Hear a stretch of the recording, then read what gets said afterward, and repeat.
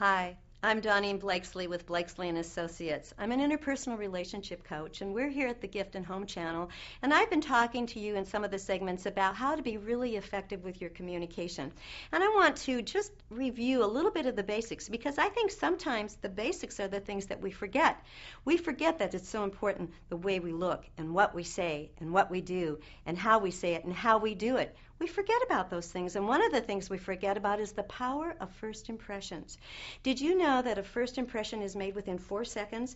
1, 2, 3, 4.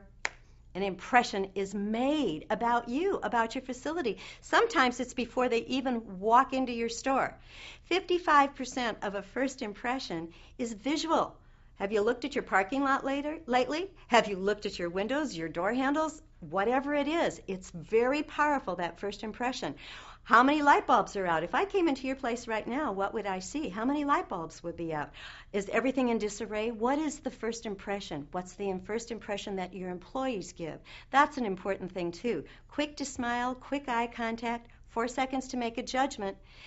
Here's an interesting thing about first impressions. I know that the customer gets a first impression of you and your store, but you know, you're also getting a first impression of the customer, and you got this little 4 seconds. It's kind of interesting. You're sort of like checking each other out. And why I'm talking about it is because I want to make sure that you aren't prejudging your customer, because you may look at that customer and go, oh no, not another one of those. Oh, this one will never spend any money. This is just a browser. And you start labeling them, and it starts to control the kind of communication you have with them. Take the time to let the customer establish who they are. Don't prejudge. Another part about communication that we forget about is that we're very talented, and we do 3 different wonderful things at the same time when we're talking face to face. We talk verbally with our words, we have a tone of our voice, and we do a lot of nonverbal, which are our actions and our gestures and all those other things that gives the people the feeling of what we're about. Let me tell you something about the power of those 3 things. 55%, can you believe this? 55% of the power of communication is nonverbally. You don't even have to say anything, and people have already got a story about you. 38% in the power is the tone of our voice. You add those up, that means there's 93% of the power and effectiveness of my communication are the things I don't say and just how I sound. It doesn't have anything to do with my words. And my words are only 7%, so I say choose your words carefully, because it's only 7% of the message, my friends.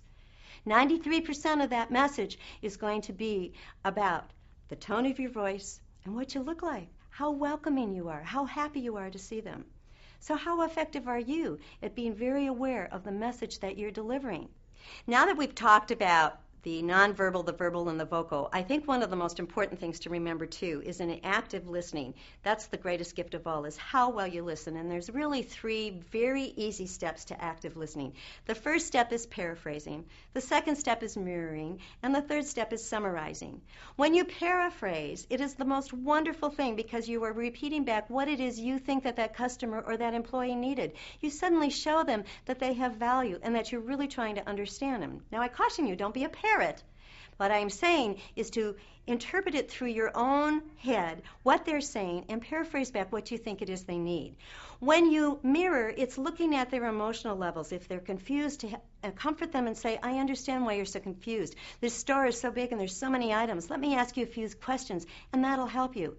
And of course, the very last thing you want to do is summarize together that this has been a great experience. You'll know because they'll shake their head, they'll buy that product, whatever it is, and they leave the store happy.